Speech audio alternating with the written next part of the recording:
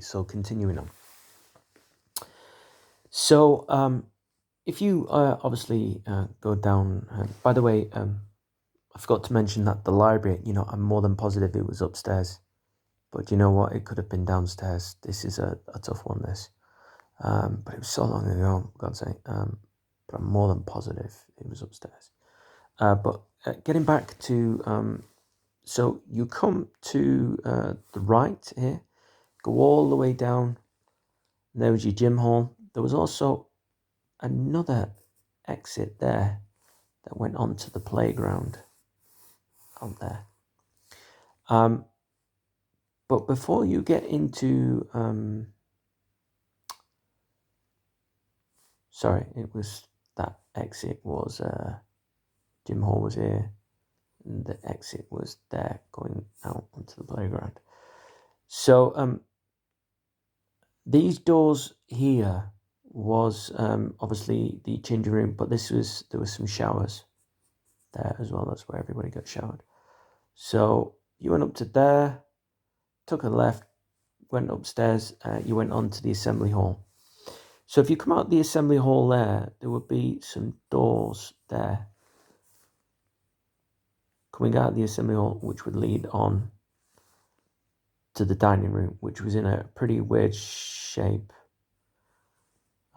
Canteen hatch was there. No, I'm looking at it from the other perspective, but the doors are here.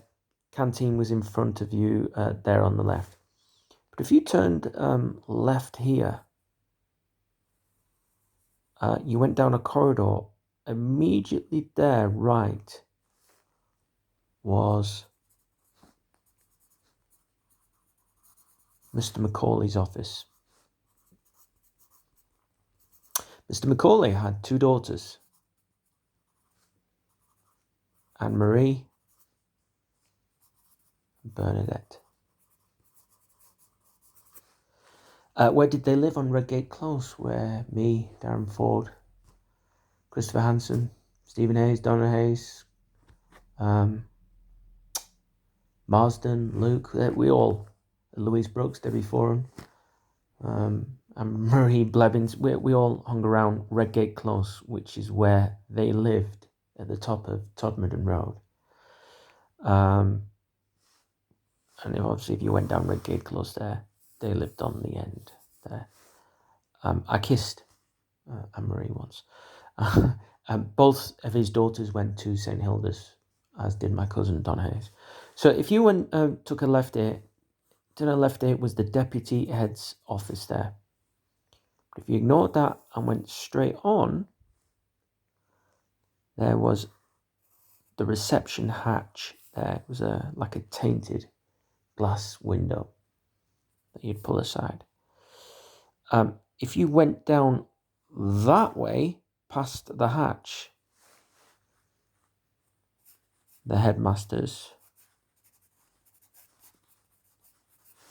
office was at the end. What was the headmaster's name at the time? Obviously middle-aged, glasses, deep voice, scary. I forget his name. I really do forget his name.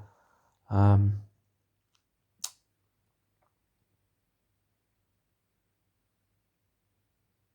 honestly forget. I've got a good memory. In fact, I've got a brilliant memory, but I actually forget his name. I think I'm allowed to forget some names, don't you? Wouldn't you say? As if you said his name, I'd remember it, but it doesn't spring to mind. But that's important, knowing that layout. That if you turn left there, come down, you take a right, was the deputy head's office. You carried on straight down, the reception hatch was in front of you. But if you went down that way to the end, was the headmaster's office. Very, very important, that. Yeah, that's also important to note as well, that if you go back up here, you went up the stairs, as I said before. You went up and you came back on yourself, and the staff room was here. History and geography lesson with Mr. Long, Mr. McKeenan was here. Maths lesson, Mrs. McKean, Mrs. Robertson here. you went in this room here, the history geography room, there was another entrance. There was another door at the far back right hand side, which led on, if I recall correctly, another short hallway, which led, if you turned right, there was another class there. But if you actually, if I remember rightly, came out, went straight along, you would go down some steps, which led to the lower level. Important to note that is because in this room, past beyond this door, this other class, oh no, actually it could have been that same class, is where, when I was not on stage for King and I, we would hang out and play, do you remember those game cards where if your sorcerer or your wizard or your witch had more points, I forget the name of the game cards, and if you had the highest card on, your sorcerer's got more strength or more courage or whatever, and we'd play those games while waiting to go on when we wasn't on stage there, with fake tan on and silly costumes. Important memory. So I can actually.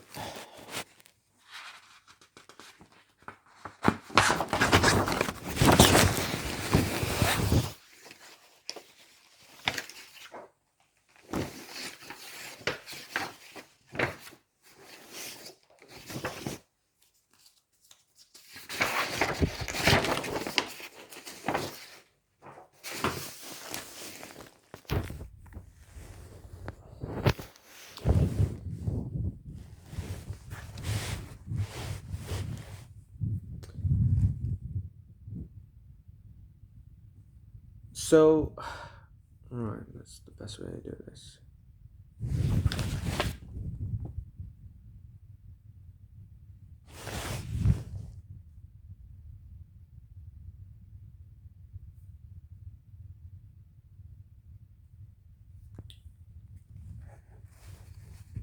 Right, so moving on.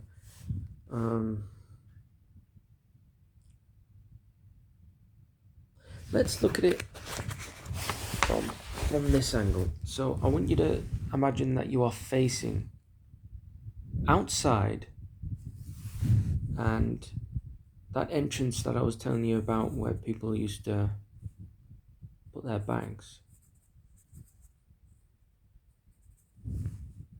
it was right here. So you're outside now and you're looking from, let's just say, from afar. So you'd come out the door there. At the playground,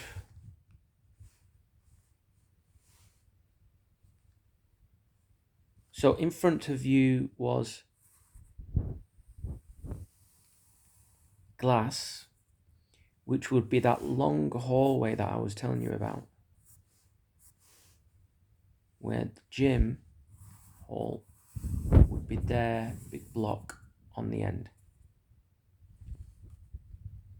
which is obviously where I had my cricket trials and where we do all our gym and PE and so forward. That's what's important there. Now, St. Dido's was really a hot team. They were brilliant at sports. Loads of people came from our school and went on to professional sports careers. I say loads of people, but some people did, which is quite good actually when you actually think about it. Pokey old town like Burnley, literally. A lot of people have come from Burnley. It's quite interesting how that works. Chris Casper, remember right, Chris Casper from Manchester United. I think he was a year above me. Could be wrong, but I'm sure he was. He was in my school.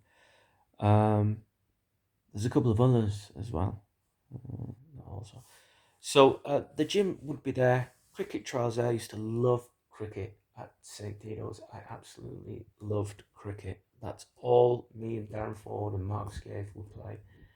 It's cricket, every playground, everything. So where did we play cricket? Well, if you came out here, as the Nimwits will tell you, it kind of sort of like went down on a slope here. There was like if I remember right, there was like an inner walkway path that you could walk along, but then you'd go down some steps there, and down those steps there to get to the playground here, we used to put a bin there and use it as a wicket. And obviously I would bowl here, and it was just there. And obviously I would slog 6 after 6 after 6, Kevin Pearson style. You couldn't get me out. I guarantee this now. When you did, I was never happy.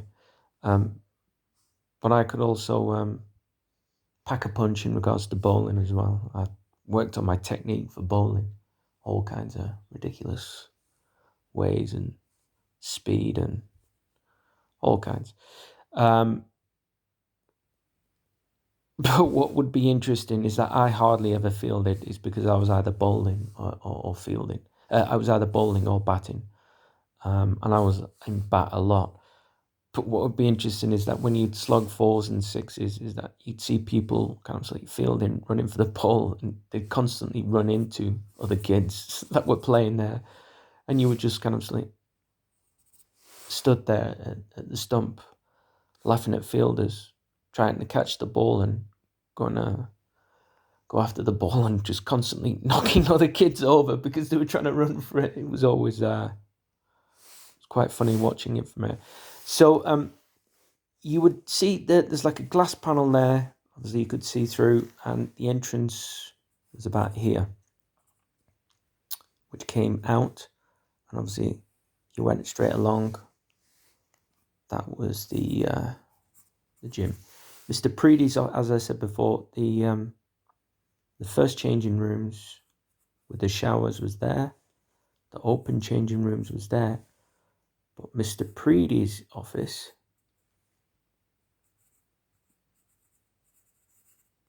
was there. Lovable soul. Hard when he wanted to be.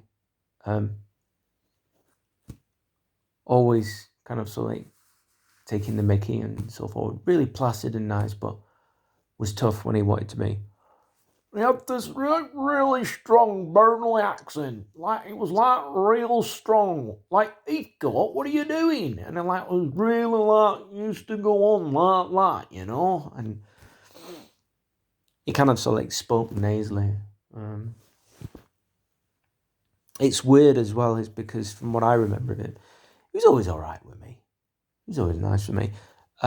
He kind of sort of like treated me in the same way as there was another teacher there called Mr. Bevilacqua, who I'm also sure taught PE as well. Tall guy, dark hair. I think he was Spanish. What's interesting is that when I came back to Burnley in late 97, and I met Richard down Panama's in 98, Richard Phillip, Richard started dating Mr. Bevilacqua's daughter. How do I know? It's because we went to a house party there, and we ended up there once, and I went, I know that face, Rich. I know that face. He used to be my teacher at TENS. And Mr. Bevilacqua's daughter, you ask, she dated Richard. Richard Phillip. They went out for a bit. I couldn't believe it when we ended up at that house party that night. So important for investigators to know that really serious link. So that's Mr. Bevilacqua's daughter. Again, if I wasn't there, how would I know these things? So what would happen is obviously you had the playground here, but you'd also go down like a short hill. Down here was like another gravel, horrendous football pitch. It was gravel. And I always used to slip and I always used to fall. And the amount of pants that I ripped and the amount of knee blisters I got from falling when playing football on this kind of like a really salty gravel, weird kind of material. You'd think it would be just like normal, like gravel, but it wasn't. It was like a dark grey substance. It was awful. In the summer, it would get really dusty, and if you slipped, that was you with a bloody knee. So what's interesting is that if you went down the short hill and the football pitch was here, at the end of there was some more fields. And there was a junior school there where Donna and Stephen Hayes went to. And obviously Cheryl Patesfield.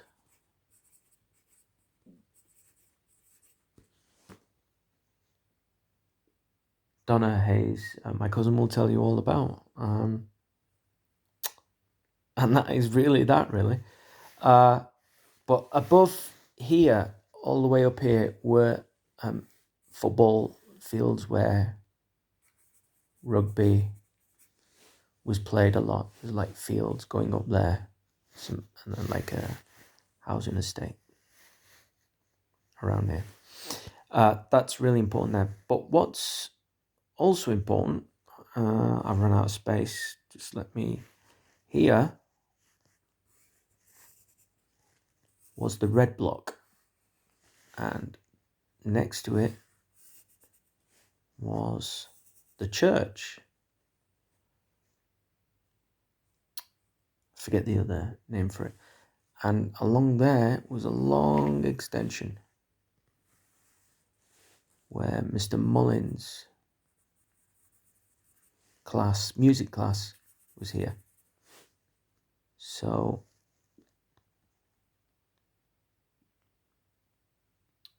I keep calling it a church.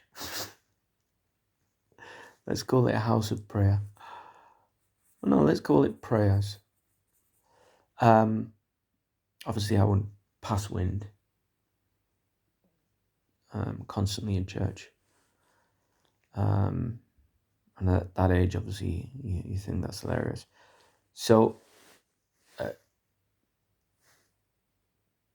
so the prayers hall it's like a church, mini church in the middle there.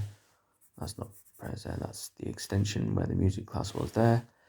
But here was the red block.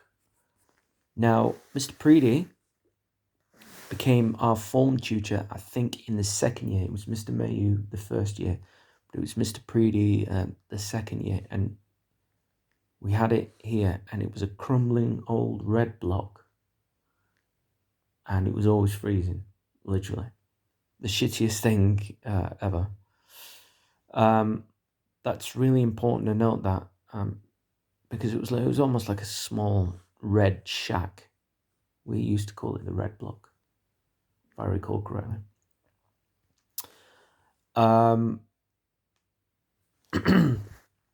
So you would go around the gym here, and on the outside,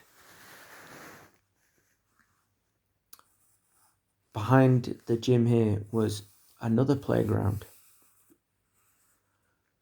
And it was in the middle here, obviously, it was the playground, but it kind of sort of like went round in a really weird shape there, where you literally had to go up a hill there and up a really tiny small hill there. This one was huge. You literally it was almost like a big slab of concrete, but the size of a playground. but at an angle going down. So you'd literally have to go up there, and there would be another entrance here which would lead all the way down. I had my CDT there with Mr. Macken. If you went through that entrance there, which would lead back down to the dining hall and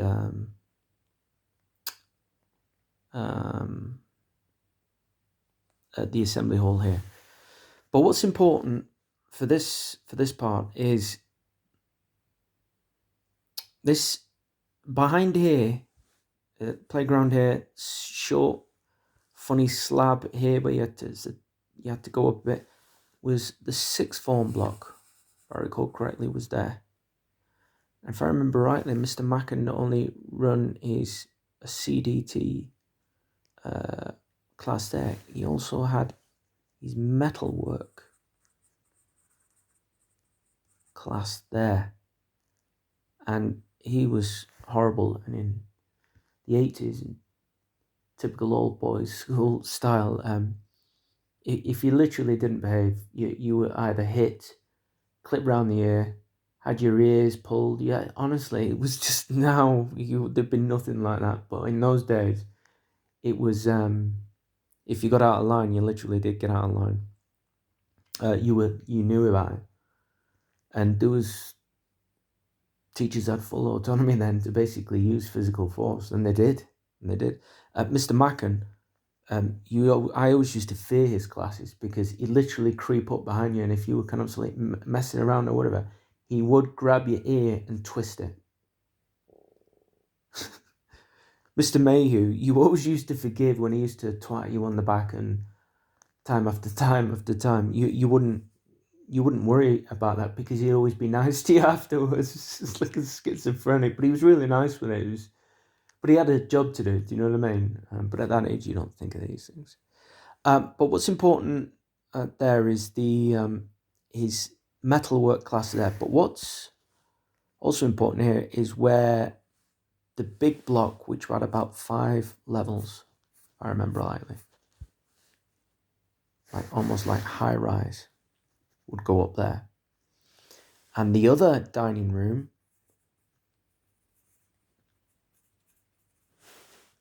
if you kind of so like went in, come off the playground there and you went in, the dining room would be there. And above all that would be the 5 levels, different classrooms.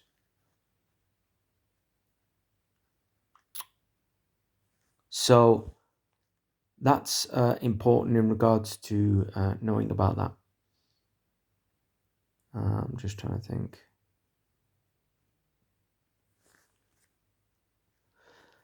Because if I recall correctly, it was blue. It was almost like a on the outside. If you look on the outside, they'd have like blue panels on this. It's like a tower block in a way.